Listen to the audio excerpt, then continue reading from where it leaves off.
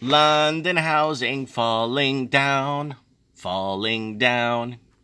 What's happening in London? Remember, guys, the bottom's falling out of London. Housing prices are falling, and they've been falling for a good while, and the mainstream media has been doing a really good job hiding this. London suffers biggest fall in house prices in 9 years. London's property market has experienced its biggest drop in house prices in 9 years, putting a dampener on the nation's average growth. Overall, the average price of a house in England rose 3% year over year to June, £228,000, American $399,000, but fell 0.7% in the capital, the biggest fall since September 2009. Nevertheless, London remains the most expensive sector in the country, I think in the whole UK, with the average house price of £447,000, according to the figures released by the Office of National Statistics. So there it is. The graph goes back to 06. A little bit of a dip in 08, and things just skyrocketed for the longest time. A lot of people expected a blip and disappear, but no, this is a different housing crisis. Within the city limits, large falls were recorded in the City of London, Kensington, and Chelsea. And the City of Westminster all posted negative growth more than 10%. Do you understand, people? People are underwater. Some people that got interest-only loans or 100% loan to financing are underwater right now. They're paying more for something that's worth less now. England's average house price sits at £245,000. Property prices grew in Scotland 4.8% to £150,000, while Wales up 4.3% to £157,000, and Northern Ireland posted 4.4% growth year on year. Rents in London were also reported to be down 3% year on year compared to 0.9% growth across England. There you go. There it is from 2004.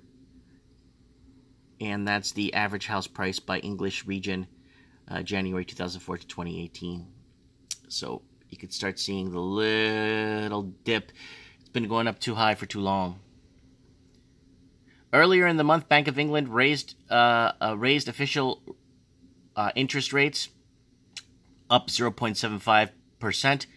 Only the second time it has risen since 2007. They're way behind, guys. They got to figure something out because they're way behind. They got to raise interest rates another 4 to 6 times. 4 to 6, not 46. 4 to 6 times.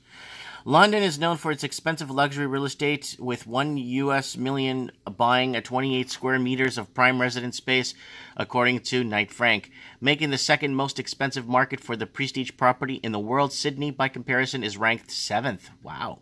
Meanwhile, in the UBS Group's Prices of Earnings report for 2018, ranked London as the 8th most expensive in the world for cost of living, and the most expensive city in terms of cost of living is Zurich. A large 4-bedroom flat in 2005 apartment complex, 199 in Kingsbridge, was as of August 2017 the most expensive apartment ever traded in the capital. Purchase radio station owner for £90 million. Okay, I'm gonna have to open this. £90 million. Oh, it's got champagne though.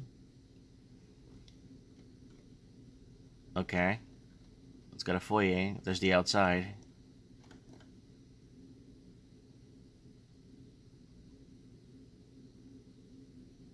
What do they buy? It's got 2 kitchens, a playroom, cinema.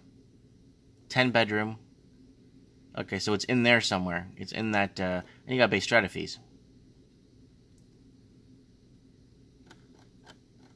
Is that the whole house? I don't think so. No, that's not the whole house. Oh, damn, I gotta read this. The sale of an apartment, Knightsbridge, London, is the most expensive residential property transaction that ever been recorded by Land Registry. According to City AM, the huge 4-bedroom flat, that's 4-bedroom. 4-bedroom. 15,000 square feet. Wow. £90 million. £90 million is like 147 million US.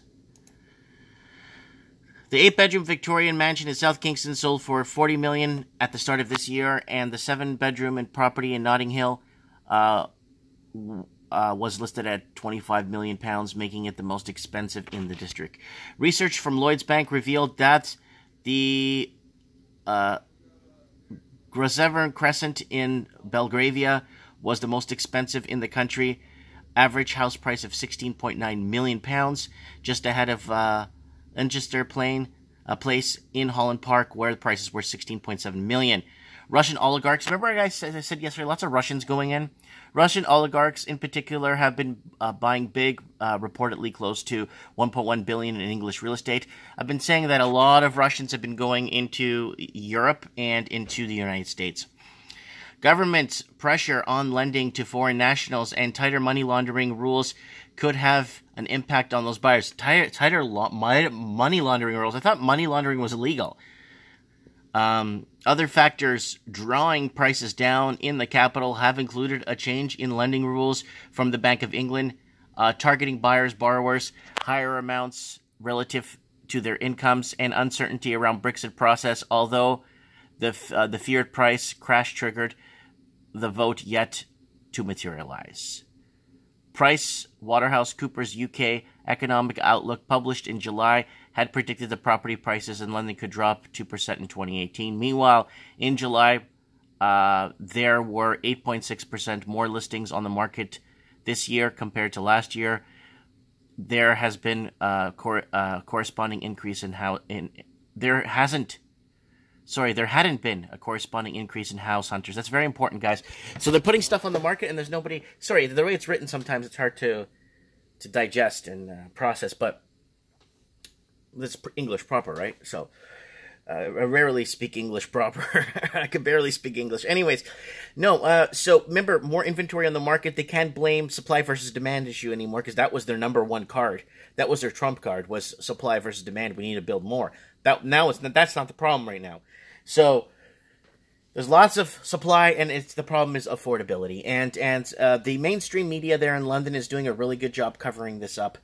A couple of agencies like the Domain and I think the Telegraph and other ones, they're going to have to start coming forward and start really releasing numbers and really letting people understand what is going on. Not these year-over-year graphs, more in-depth quarterly graphs and stuff.